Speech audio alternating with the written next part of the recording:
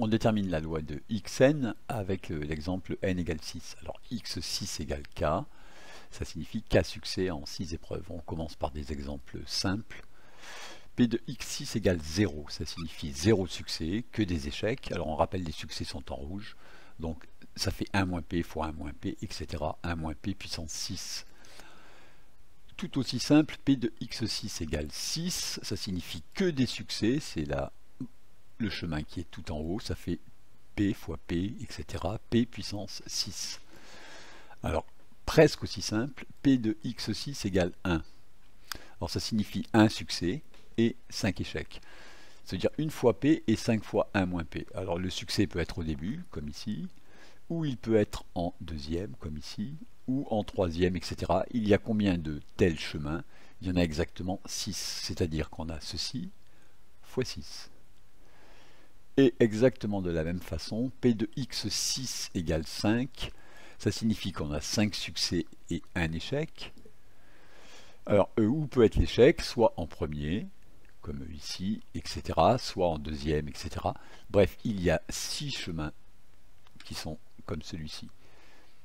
Et d'une façon générale, on peut écrire que P de x6 égale k.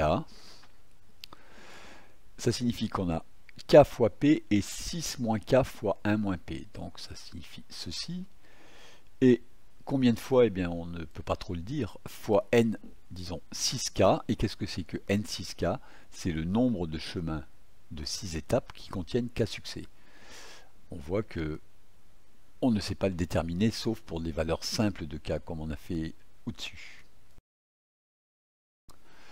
Cette notation n6k, nombre de chemins de 6 étapes contenant k succès, est très provisoire. Tout le monde l'écrit comme ceci.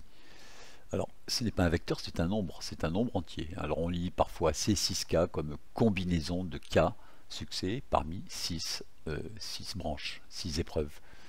Alors on remplace maintenant 6 par n quelconque, et on fait disparaître cette notation provisoire.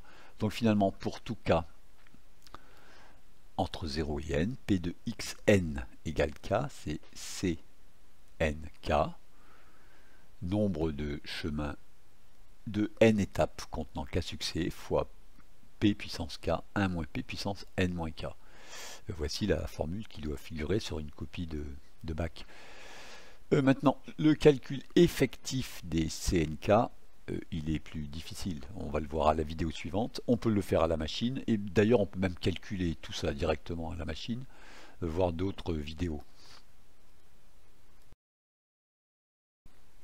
Si ça vous aide à retenir cette formule, vous pouvez aussi la voir sous cette forme.